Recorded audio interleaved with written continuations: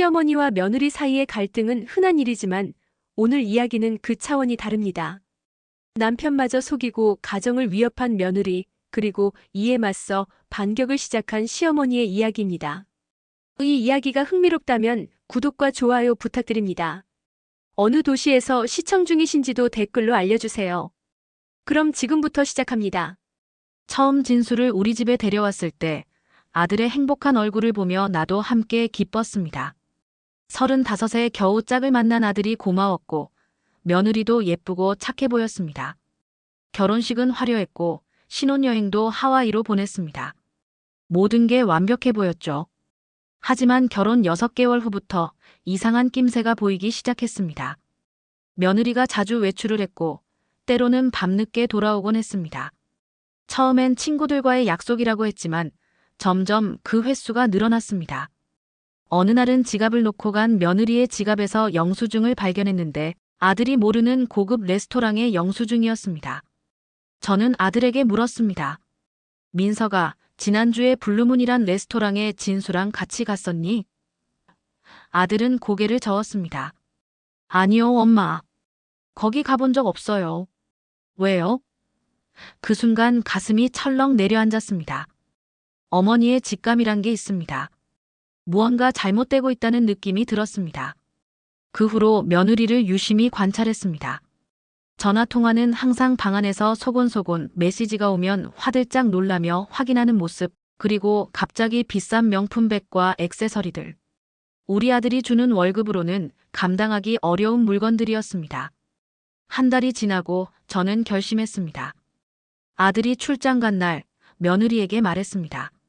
진수야, 오늘 저녁에 친구들 만나러 가니? 며느리는 빙그레 웃으며 대답했습니다.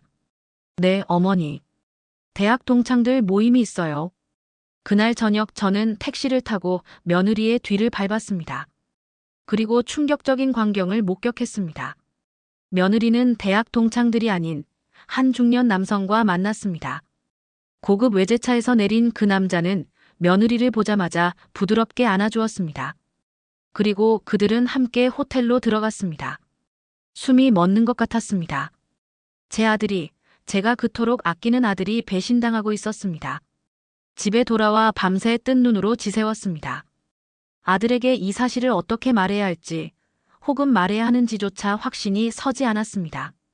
아침이 되어 며느리가 귀가했을 때 저는 부엌에서 차를 마시고 있었습니다. 며느리는 저를 보자 살짝 당황한 듯 했지만 곧 평소처럼 웃으며 인사했습니다. 어머니, 이렇게 일찍 일어나셨어요? 며느리의 거짓된 미소가 너무나 가증스러웠습니다. 저는 그저 담담하게 물었습니다. 동창회는 어땠니? 며느리는 웃으며 대답했습니다. 재밌었어요. 오랜만에 만나서 이야기가 많았네요. 그 순간 결심했습니다. 이대로 두면 우리 아들은 물론 가정이 파괴될 것입니다.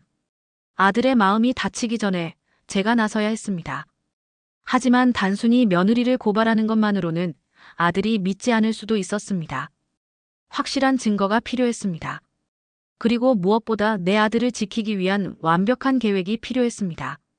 그렇게 저의 은밀한 조사와 반격이 시작되었습니다. 가족을 지키기 위해 어머니로서 할 수 있는 모든 것을 다할 준비가 되어 있었습니다. 증거 수집을 시작했습니다. 며느리의 행적을 기록하고 통화 기록을 확인했습니다. 쉽지 않은 일이었지만 어머니의 마음으로는 못할 일이 없었습니다. 어느 날 며느리가 샤워하는 사이 그녀의 휴대폰을 살펴볼 기회가 있었습니다. 비밀번호가 걸려 있었지만 운 좋게도 지문인식이 활성화되어 있어 자고 있을 때 살짝 손가락을 대고 열 수 있었습니다.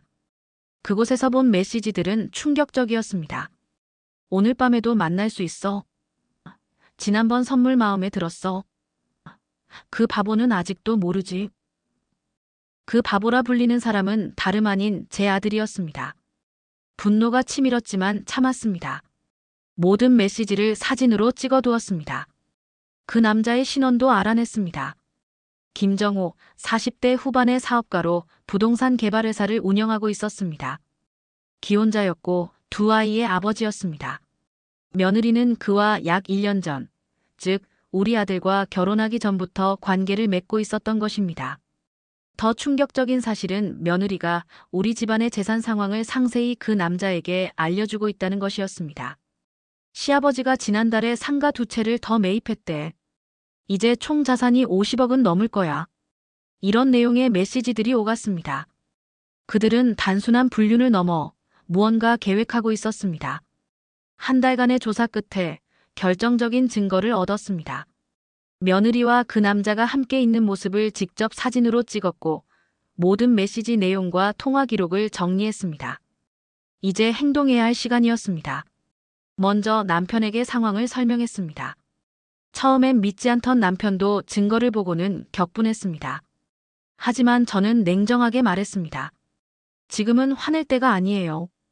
우리 아들을 어떻게 보호할지 생각해야 해요. 며느리를 바로 내쫓고 싶었지만 그러면 아들만 상처받을 것이었습니다. 더구나 아들은 아내를 진심으로 사랑하고 있었습니다. 우리는 더 현명한 방법을 찾아야 했습니다. 계획을 세웠습니다. 먼저 모든 재산을 안전하게 지키기 위해 법적 조치를 취했습니다.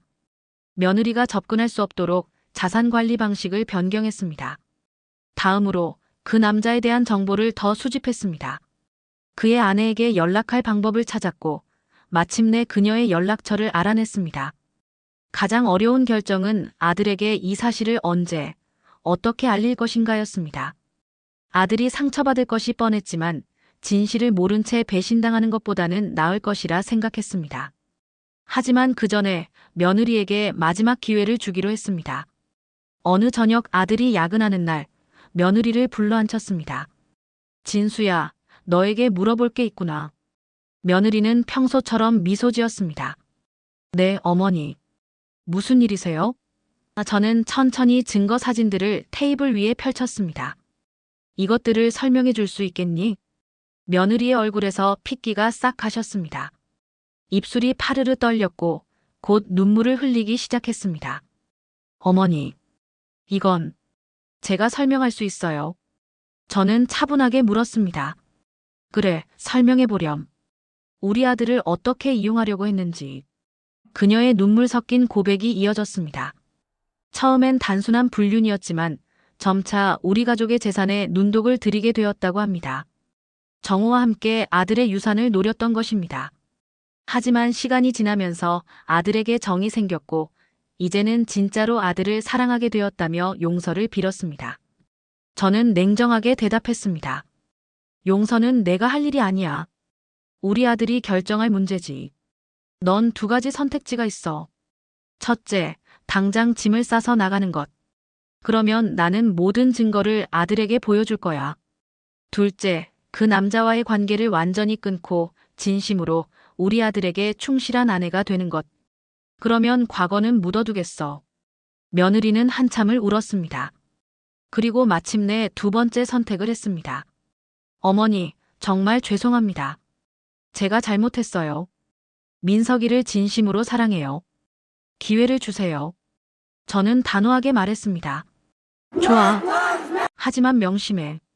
내가 항상 지켜보고 있을 거야. 한 번만 더 실수하면 가차없이 모든 것을 공개할 거야. 그날 밤 복잡한 감정에 잠을 이루지 못했습니다.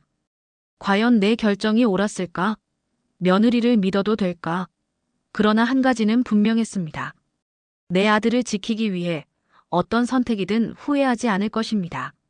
그로부터 6개월이 지났습니다. 며느리는 정말로 변한 것 같았습니다. 외출이 줄었고 아들을 대하는 태도도 더 다정해졌습니다. 남편도 저도 조심스럽게 지켜보았지만 의심스러운 행동은 발견되지 않았습니다. 서서히 희망이 보이기 시작했습니다. 하지만 제 마음 한구석에는 여전히 불안함이 있었습니다. 정말로 며느리가 변했을까? 아니면 더 교묘하게 숨기고 있는 것일까? 저는 계속해서 그녀를 관찰했고 때로는 자책감이 들기도 했습니다. 이렇게 의심하며 사는 것이 옳은 일인지, 아들의 행복을 위해 모든 것을 잊고 앞으로 나아가야 하는 것인지 고민했습니다. 어느 일요일 오후, 아들과 단둘이 이야기할 기회가 있었습니다. 민석아, 요즘 진수와 잘 지내니? 아들은 환하게 웃으며 대답했습니다. 네, 엄마. 요즘 진수가 많이 변했어요. 예전보다 더 살가워지고 집안일도 열심히 해요. 정말 행복해요. 아들의 행복한 얼굴을 보니 제 마음도 조금씩 풀렸습니다. 어쩌면 며느리는 정말로 변한 것일지도 모릅니다. 사람은 누구나 실수할 수 있고 또 변할 수 있는 것이니까요. 그러던 어느 날 우연히 며느리의 휴대폰을 다시 확인할 기회가 있었습니다. 이번에는 의심이 아닌 확인을 위한 것이었습니다. 며느리가 정말 변했는지, 그 남자와의 연락을 끊었는지 확인하고 싶었습니다. 전화번호부를 열어보니 그 남자의 번호는 삭제되어 있었습니다. 메시지함도 깨끗했고 SNS에서도 그의 흔적은 찾을 수 없었습니다. 그리고 놀랍게도 며느리의 일기장 앱을 발견했습니다. 호기심에 열어보니 그곳에는 며느리의 진심이 담겨 있었습니다. 오늘도 민석이가 퇴근길에 꽃을 사왔다. 이런 따뜻한 사람을 속였다는 게 아직도 믿기지 않는다. 어머니가 모든 걸 알고도 나에게 기회를 주셨을 때 처음엔 두려움뿐이었다. 하지만 이제는 감사함을 느낀다. 민석이를 진정으로 사랑하게 되었고 과거의 어리석은 행동이 부끄럽다. 정우와의 관계는 완전히 끝났다. 이제 정말 행복한 가정을 만들고 싶다. 눈물이 흘렀습니다. 며느리의 진심이 느껴졌고 처음으로 그녀를 용서할 수 있을 것 같았습니다. 그리고 3개월 후 며느리가 임신 소식을 알려왔습니다. 온 가족이 기뻐했고 저는 처음으로 며느리를 진심으로 안아주었습니다. 고마워, 진수야. 우리 민석이를 행복하게 해줘서. 며느리는 눈물을 흘리며 제 손을 꼭 잡았습니다. 어머니, 정말 감사합니다. 저를 믿어주셔서. 손자가 태어난 날 병원 대기실에서 남편과 함께 기다리는 동안 지난 1년을 되돌아보았습니다. 견디기 힘든 순간들이 있었지만 결국 우리 가족은 더 단단해졌습니다. 며느리의 과거를 완전히 잊지는 못하겠지만 이제는 그녀를 우리 가족의 일원으로 진심으로 받아들일 준비가 되었습니다. 아들이 환한 얼굴로 나왔습니다.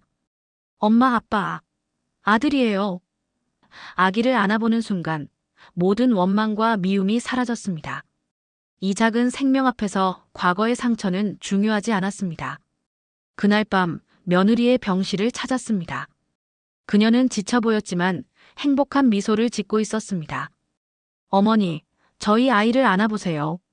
손자를 안아들고 며느리에게 말했습니다. 진수야, 이제 모든 걸 다 잊자. 새로운 시작이야. 넌 이제 내 진짜 딸이야. 며느리의 눈에서 눈물이 흘렀고 저도 함께 울었습니다. 그것은 용서와 화해의 눈물이었습니다. 사람은 누구나 실수합니다.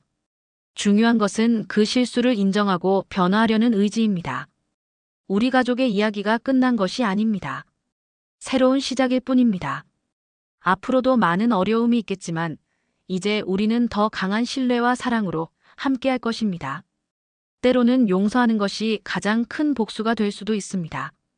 증오와 분노로 가득 찬 삶보다 용서와 사랑으로 채워진 삶이 더 행복하다는 것을 배웠습니다. 이것이 제가 시어머니로서 그리고 한 인간으로서 깨달은 가장 소중한 교훈입니다.